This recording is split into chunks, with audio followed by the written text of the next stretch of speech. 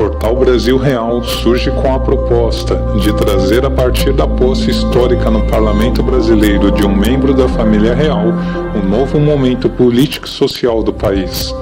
Vamos registrar as iniciativas e atuações do governo, do Parlamento Brasileiro e também da Casa Imperial do Brasil, que exercer a chefia do Estado brasileiro. Um Brasil real que se constrói a cada dia será mostrado por esse novo portal de conteúdo. Bem-vindos ao Portal Brasil Real.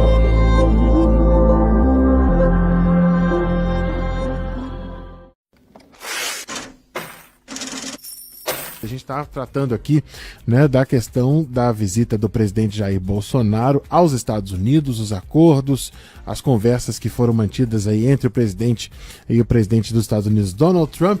E a gente conversou com a deputada Perpétua Almeida, agora a gente conversa com o deputado Luiz Felipe Olhãs e Bragança, ele que é vice-presidente da Comissão de Relações Exteriores da Câmara e é também do partido do presidente, ele é do PSL de São Paulo. Deputado Luiz Felipe, muito bom dia, prazer em tê-lo aqui novamente. Muito obrigado por estar me recebendo mais uma vez. Pois é, que balanço a gente pode fazer desta viagem do presidente Bolsonaro, tendo em vista, inclusive, que quebrou uma tradição aí, de que a gente fez um levantamento aqui de que todos os presidentes brasileiros até agora que começaram seus mandatos, inclusive os militares, começaram visitando países aqui da América Latina. O presidente Bolsonaro é o primeiro que faz a inauguração das suas viagens oficiais, fora a viagem a Davos, que foi para o Fórum Econômico Mundial, pelos Estados Unidos. Que avaliação o senhor faz dessa viagem, deputado Luiz Felipe? Bom, muito obrigado por poder responder essa pergunta. Acho que é um momento fundamental aí de uma mudança muito profunda na nossa visão estratégica. Perdão? Não, tudo bem, desculpa. Perdão. Então é uma mudança muito importante para o Brasil nesse momento, porque a gente vem numa sequência de uma estratégia, de uma visão de parcerias completamente contrárias ao mundo desenvolvido, né? O mundo desenvolvido está aliado aos Estados Unidos e tem uma série de viés de comportamento que são similares e não são disruptivos do ponto de vista da política externa norte-americana. E o Brasil tentou uma estratégia aí que não foi bem sucedida, a estratégia Sul-Sul, uma estratégia de desvinculação completa aí de quem são os parceiros do Norte, Europa e Estados Unidos. E essa estratégia então nos colocou aí à exposição a países que não são democráticos, que não têm um Estado de Direito bem consolidado, que tem uma estratégia econômica bem diferente, não é de livre comércio, uma estratégia quase mercantilista, então, ou socialista, né, por natureza. Então isso que é uma grande mudança importante e é bem óbvia, porque os Estados Unidos é um gigante econômico, assim como o Brasil é um dos maiores países, assim como o Brasil e Canadá, dos maiores países das Américas, e fica um pouquinho estranho não fazer uma parceria, ou menos não conversar com o nosso grande parceiro, que é regional, sobre uma estratégia conjunta. Então isso quebrou aí um paradigma muito importante e eu acho que isso é extremamente positivo para o Brasil. Agora, foram várias questões aí abordadas nessa viagem, alguns acordos celebrados. Um deles é a questão da base de Alcântara, da utilização da base de Alcântara para o lançamento de foguetes, inclusive em conjunto entre Brasil e Estados Unidos.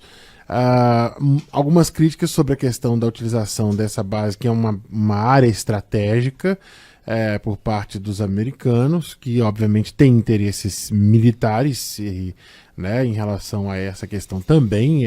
O desenvolvimento do programa espacial dos Estados Unidos sempre teve bastante atrelado aí à questão militar.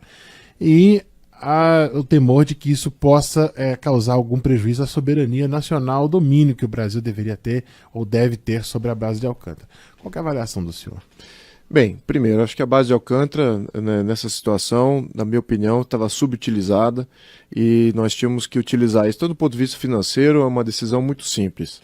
Agora, de que parceiro vamos fazer essa parceria? Com quem vamos fazer essa parceria? Aí a pergunta é a seguinte: e se fosse por acaso com a França, que também tem um projeto de aeroespacial próximo, fazia lançamentos do foguete Ariane até pouco tempo atrás, aqui do Suriname, nosso vizinho. E se a França tivesse expandido, a gente estaria tendo essa reação? Essa que é a grande questão.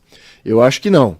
Então, temos aí um antagonismo ideológico contra os Estados Unidos. Aí a segunda questão. Se por acaso essa base está sendo usada especificamente para fins militares. Vamos lembrar que a NASA é de cunho científico.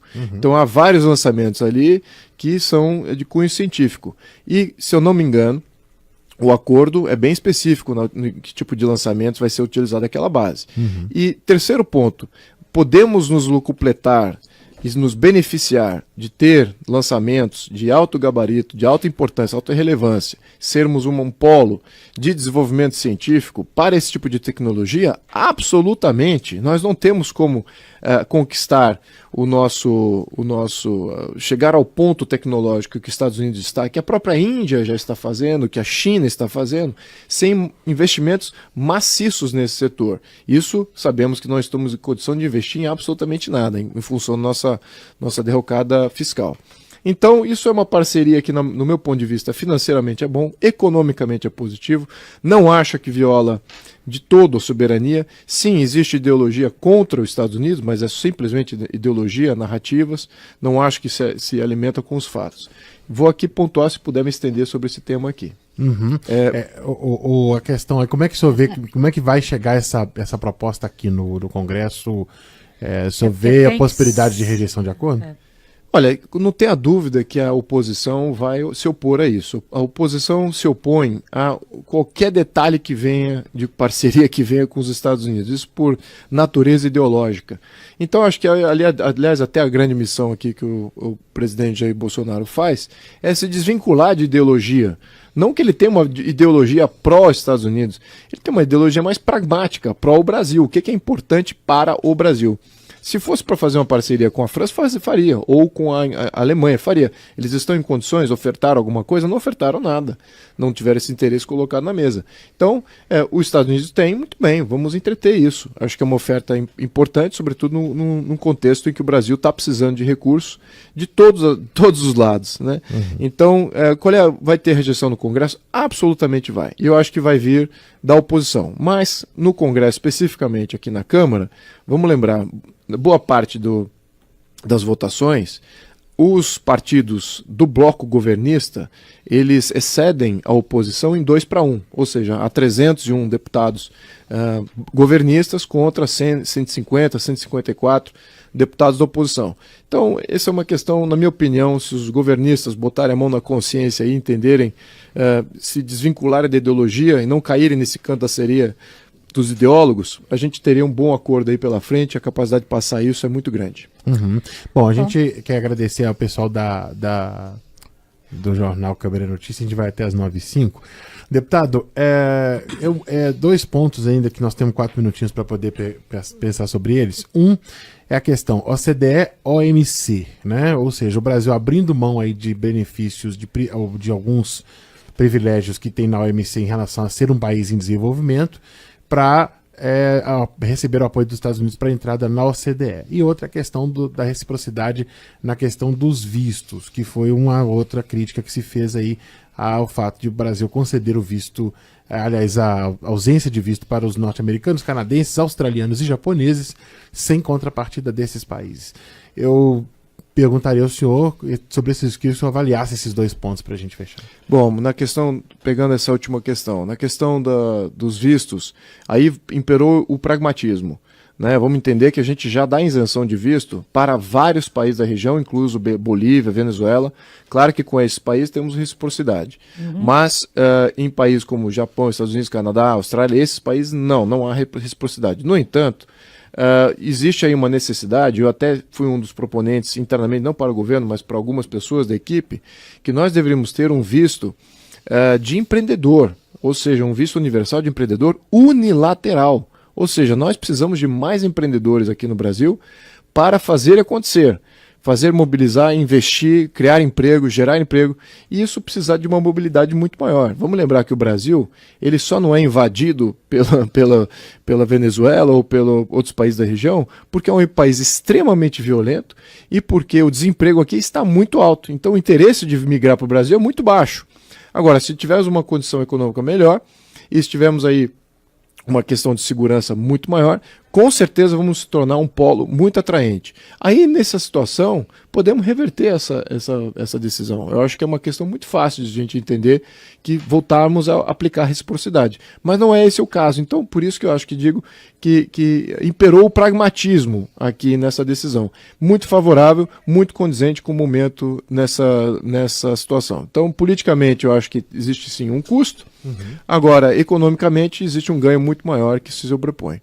Na questão de OMC e de OECD, olha, eu acho que o Brasil é uma experiência própria, única, com uma economia pujante, uma sociedade extremamente ativa e desenvolvida.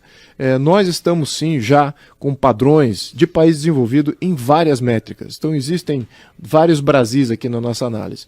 Eu acho que cabe a nós se juntarmos àqueles países que já estão e já têm uma situação de desenvolvimento muito mais avançada, uma política muito mais democrática, aberta, pluralista, assim como uma economia muito mais diversificada. E esses são os países membros da OCDE. Deputado Luiz Felipe Orleans e Bragança, do PSL de São Paulo, conversando com a gente aqui, ele que é vice-presidente da Comissão de Relações Exteriores da Câmara. Deputado, muito obrigado aí por participar com a gente aqui nesse painel eletrônico de hoje. Muito obrigado. Essa questão importante aí da visita do presidente aos Estados Unidos.